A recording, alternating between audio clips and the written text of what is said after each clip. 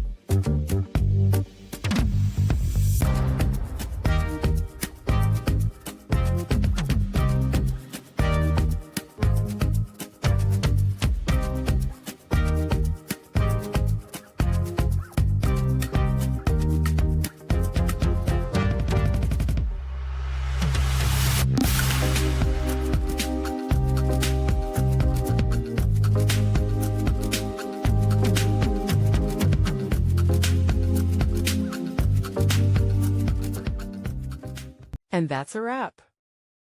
I hope you found the answer you were looking for. If you did, take a second to hit that subscribe button. It really helps out. And let me know in the comments which solution worked best for you. See you next time in the debug zone.